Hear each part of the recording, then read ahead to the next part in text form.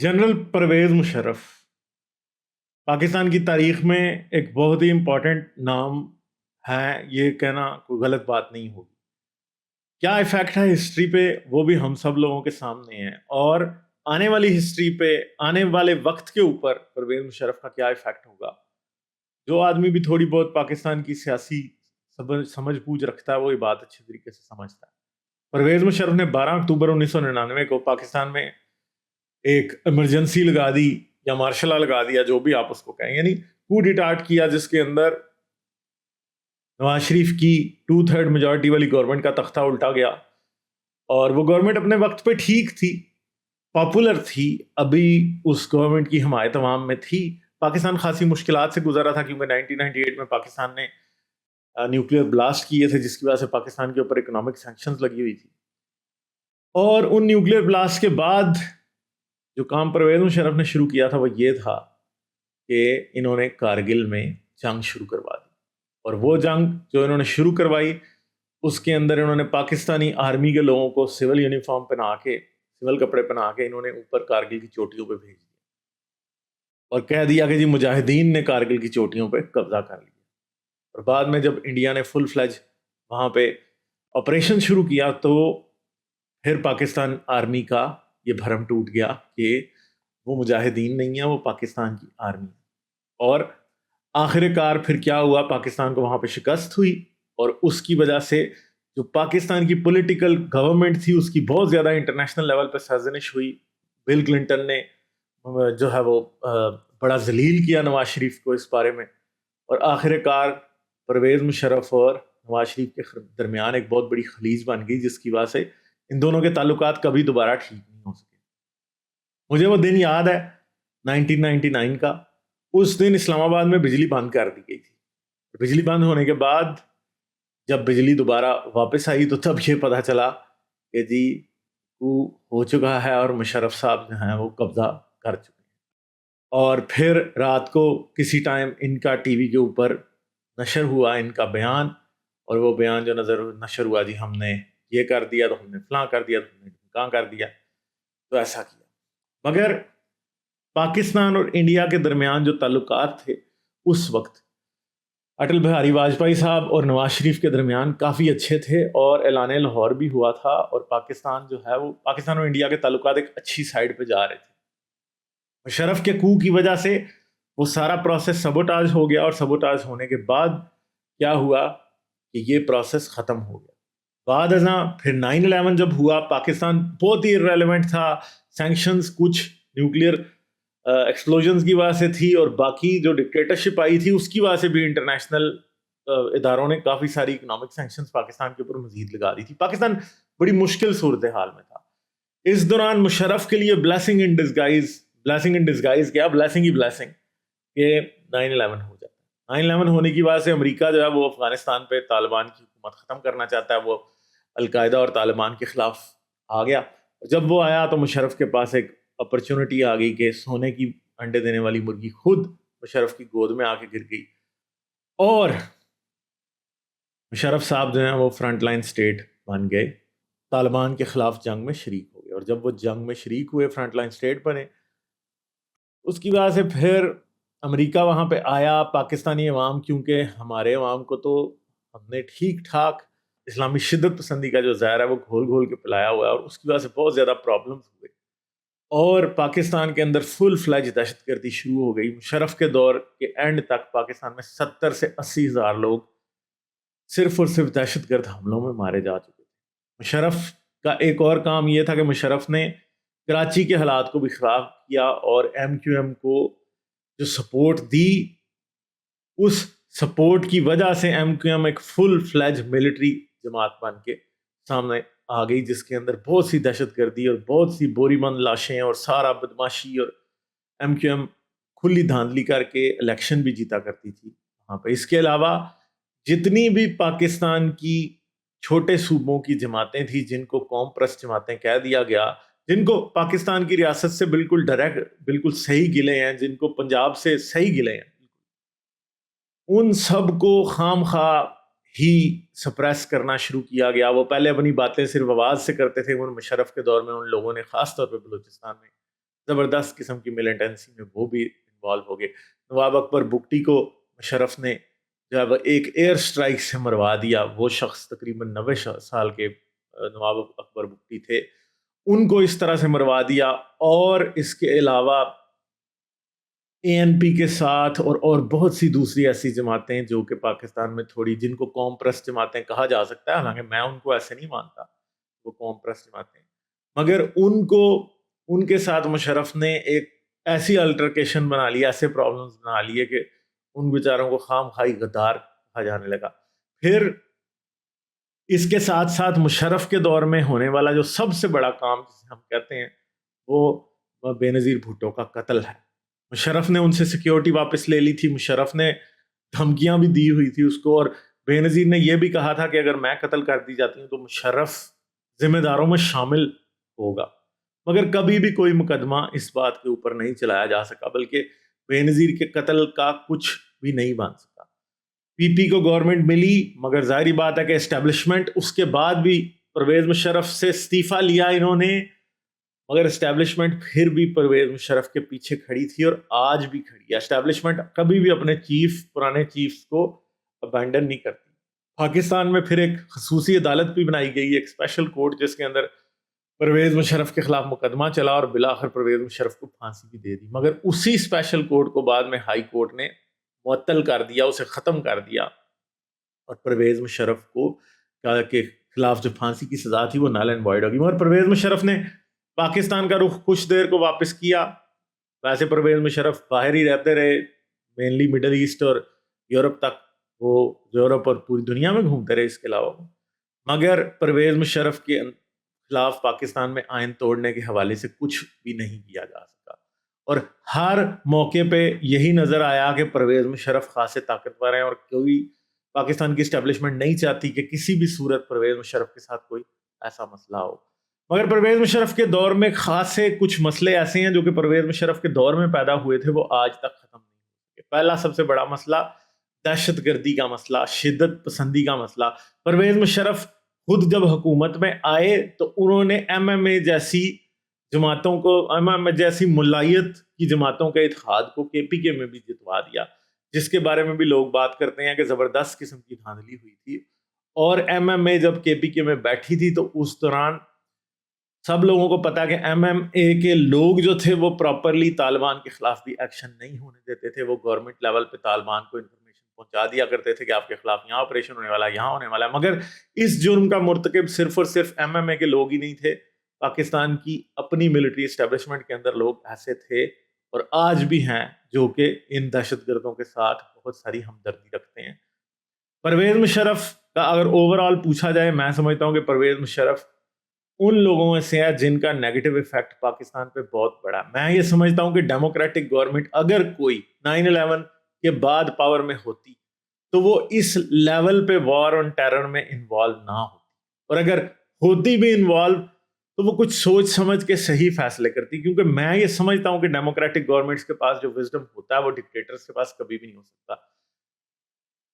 پرویز مشرف نے ایک نعرہ لگایا تھا جو بڑا مشہور نعرہ تھا، اس ٹائم سنا جاتا تھا، روشن خیال اعتدال پسندی، انلائٹنڈ ماڈریشن. بڑا یہ نعرہ لگتا تھا، شدت پسندی کے خلاف یہ ٹی وی پہ لگا کرتا تھا، یہ آگے پیچھے حکومت کے جو نمائندے ہوتے تھے وہ لگاتے یہ دکھائی دیتے تھے. مگر مشرف کے جانے کی دیر ہے وہ نعرہ ہمیں کہیں بھی دکھائی نہیں دیتا. پرویز مشرف کے دور میں میڈیا کے اوپر، اخباروں کے اوپر بہت زیادہ سینسرشپ لگی رہی. اس کے علاوہ پاکستان میں جو الیکشنز ہیں وہ مینیج ہوتے رہے، اور کنگز پارٹی جو تھی وہ کاف لیگ بنی رہی، اور کاف لیگ کو جتوایا گیا، اسٹیبلشمنٹ نے ڈنڈے کے زور پہ جتوایا. پرویز مشرف پھر اقتدار سے چمٹ گیا، نہ وہ وردی اتارنا چاہتا تھا، نہ وہ صدارت چھوڑنا چاہتا تھا، وہ جو ہے مکمل طور پہ قابض رہنا چاہتا تھا. مگر بالآخر کیانی کی کا جو گروپ تھا اس نے بڑی مشکل سے پرویز مشرف کو ہٹایا. پھر وہ جو افتخار محمد چودھری پی سی او جج جو تھا، اس نے مشرف کے خلاف بغاوت کر دی اور پورے ملک میں ایک احتجاج شروع ہو گیا، اور وکلا تحریک کی وجہ سے پرویز مشرف کو کافی کمزور ہو گیا. مگر اس سے پہلے اصل میں پرویز مشرف کی ان پاپولیرٹی کی ایک بہت بڑی وجہ تھی کہ لال مسجد پاکستان اسلام آباد میں جو آپریشن پرویز مشرف نے کیا تھا وہ بھی بڑا مس ہینڈل کیا تھا پرویز مشرف نے. کیوں مس ہینڈل کیا تھا؟ کہ وہ آپریشن کسی ایک رات میں ہی اگر ہو جاتا وداؤٹ اینی مطلب کوئی لمبا نہ اس کو کیا جاتا, مگر پرویز مشرف نے یہ سوچا کہ وہ دنیا کے سامنے اس بات کے نمبر ٹانگے گا کہ وہ اسلام آباد میں دہشت گردوں کی مسجد کے ساتھ لڑ رہا ہے, اور پھر پاکستان میں لال مسجد کے اوپر حملے کو, کیونکہ میں ظاہری بات ہے وہیں تھا اس ٹائم اور میں اچھے طریقے سے سب چیزیں دیکھ رہا تھا, لوگ اس کو مسجد پہ حملے کو اچھے طریقے سے نہیں دیکھ رہے تھے, مگر پاکستان کی سیکیورٹی اسٹیبلشمنٹ کو بڑی دیر سے پتا تھا کہ لال مسجد والے یہ کچھ کر رہے ہیں, اور انہوں نے اس کو ایسکلیٹ کیا, اسے چلنے دیا. انہوں نے کہا کہ چلو جی ہم یہ دکھائیں گے کہ یہ اس طرح سے دہشت گرد جو ہیں وہ اسلام آباد میں بیٹھے ہیں تو یہ تو کبھی بھی قبضہ کر سکتے ہیں, اور یہ حالانکہ لال مسجد والوں کی کوئی اوقات نہیں تھی, مگر اس بات کو جان بوجھ کے بڑھاوا دیا گیا, اور آخرکار وہ بات پھر اتنی بڑی. اور پرویز مشرف کی ان پاپولیرٹی کی بھی بہت بڑی وجہ جو ہے وہ یہ لال مسجد والا واقعہ بھی بنا. مگر اوور آل پرویز مشرف کا امپیکٹ کیا ہے؟ بہت سے لوگ پرویز مشرف کو اچھا کہتے ہیں, مگر میں پرویز مشرف کو ضیاء الحق سے بالکل بھی اچھا نہیں کہتا. میرے خیال میں دونوں ایک ہی تھالی کے بینگن ہیں, بالکل ایک سٹینڈرڈ کے ہیں. ضیاء الحق کی بات آج ہمیں سمجھ آئی ہے کیونکہ ضیاء الحق اصل میں شروع کرنے والا تھا, اور ضیاء الحق کے لوگ جو ہیں کے دور کے لوگ جو اس کے ساتھ انوالو تھے اب مر کھپ گئے ہیں, ان کے خلاف بولنا اس وقت آسان ہو چکا ہے. مگر مشرف کے دور کے لوگ آج بھی سلامت ہیں. آج بھی وہ لوگ جو اس ٹائم ملٹری اسٹیبلشمنٹ کے اندر تھے وہ آج بھی کہیں نہ کہیں جو آج کی ملٹری اسٹیبلشمنٹ میں یا آج کی اسٹیبلشمنٹ میں لوگ موجود ہیں وہ مشرف کے دور میں بھی کسی نہ کسی طریقے سے انوالو تھے. اس لیے اس کی باقیات ابھی بھی باقی ہیں, اور ابھی بھی لوگ مشرف کے خلاف اس طرح سے نہیں بولتے جس طرح ضیاء الحق کے خلاف بولتے ہیں. مشرف کا پاکستان میں مذہبی ملیٹنسی کے بڑھاوے میں بہت بڑا ہاتھ رہا ہے. مشرف نے بھی مجاہد اسلام اپنے آپ کو کہلوانا ہمیشہ پسند کیا, اور ہندوستان کے خلاف جہاد کا اعلان اور کارگل کی جنگ اور کشمیر میں انٹرفیرنس, یہ سب چیزیں مشرف نے کی.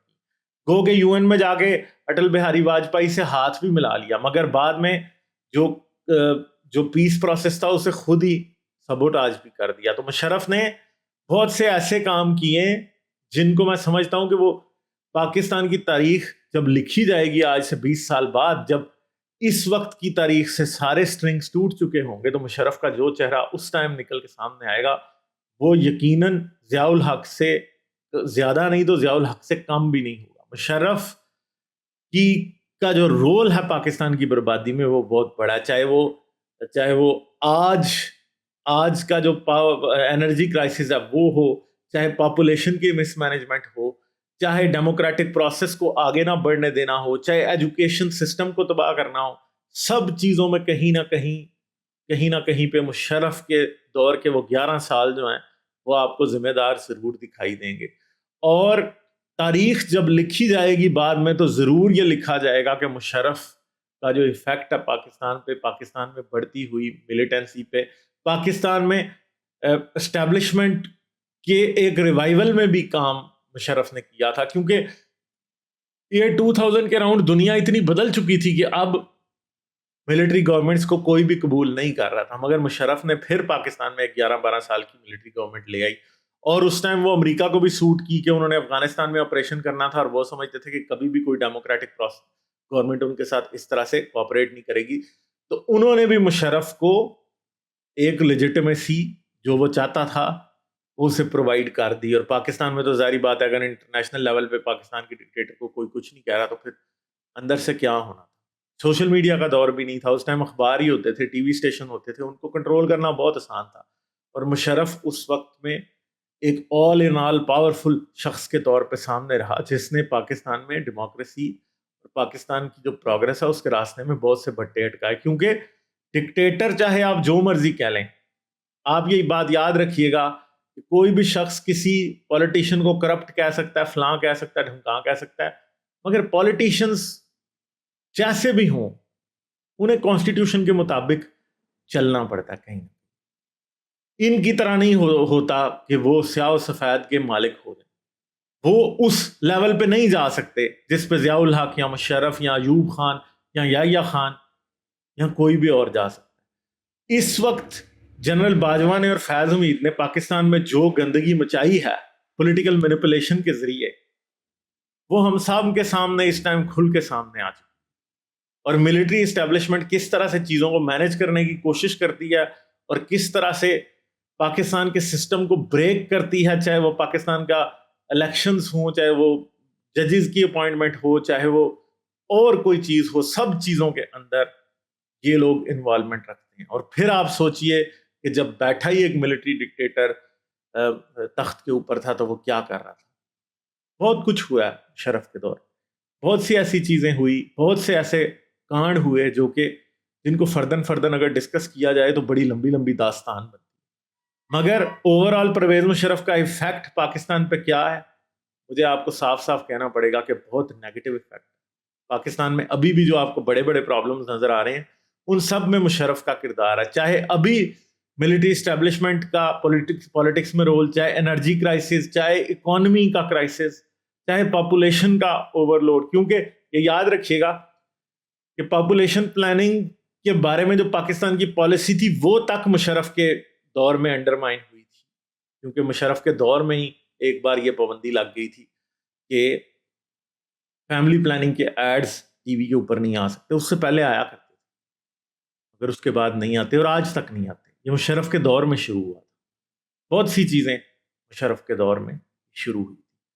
तो क्या है मुशर्रफ का इम्पैक्ट, क्या होगा, क्या मुशर्रफ का नाम कैसे अल्फाज में लिखा जाएगा हिस्ट्री में? तो मेरे ख्याल में तो स्याह हरूफ में लिखा जाएगा, क्योंकि मैं नहीं समझता कि मुशर्रफ को वो वर्ड्स दिए जा सकते हैं या कहा जा सकता है कि जी मुशर्रफ कोई पाकिस्तान के लिए या पाकिस्तान के लोगों के लिए कोई अच्छा शख्स था।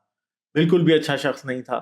पाकिस्तान का सबसे बड़ा प्रॉब्लम जो पाकिस्तान का है वो हमारे ईस्टर्न बॉर्डर पे रहने वाली वो टेंशन है जिसको हमारी इस्टेब्लिशमेंट कभी ख़त्म नहीं होने देती, क्योंकि उसकी वजह से डॉलर उनके पेट में जाते रहते हैं। और मुशर्रफ ने लिटरली इस मसले को यूज़ किया अपने आप को बढ़ाने के लिए।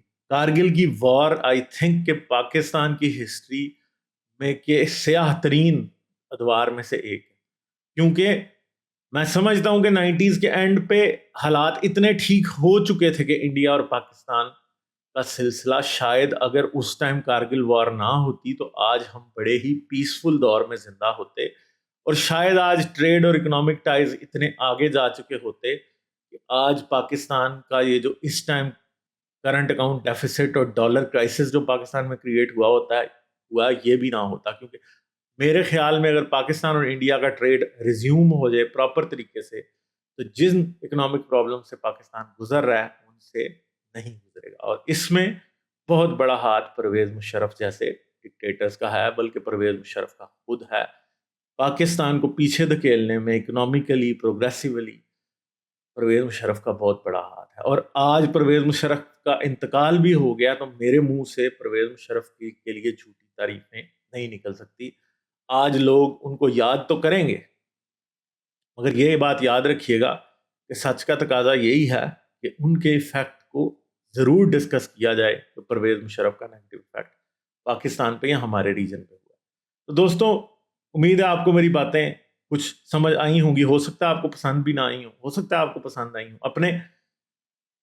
अपनी राय का इजहार जो बातें मैंने की हैं उनके बारे में कमेंट बॉक्स में जरूर कीजिएगा। इसके साथ साथ वीडियो को लाइक कर दीजिएगा। इस चैनल को गालिब कमाल वीलॉग्स को सब्सक्राइब कर लें अगर आपने सब्सक्राइब नहीं किया। सब्सक्राइब करके बेल आइकॉन प्रेस करके आप लोग ऑल नोटिफिकेशंस ऑन कर लें ताकि आने वाले तमाम वीलॉग्स की नोटिफिकेशंस आपको मिलती रहे। इसके साथ साथ आप लोग मुझे पेट्रियन पे भी सपोर्ट कर सकते हैं। इस चैनल को चलाने के लिए पेट्रियन बहुत ज़रूरी है। पेट्रियन का लिंक इस वीडियो की डिस्क्रिप्शन में और एंड स्क्रीन दोनों के अंदर मौजूद है, तो आप इसको ज़रूर पेट्रियन पे जाके चेक कीजिएगा। सिर्फ $3 से पेट्रियन की सपोर्ट शुरू होती है। अगर आप रियल हिस्ट्री ऑफ इस्लाम देखना चाहते हैं तो उसकी वीडियोस यहाँ पे, और बहुत जल्द इसकी अगली वीडियो भी आने वाली है। और अगर आप इनकार खुदा की सीरीज देखना चाहते हैं तो उसकी वीडियो यहाँ पे, उसकी सीरीज यहाँ पे है, और आप पेट्रियन पे सपोर्ट करने के लिए यहाँ क्लिक कर सकते हैं। अपना बहुत सा ख्याल रखिएगा। मुझे दें इजाज़त। अदा।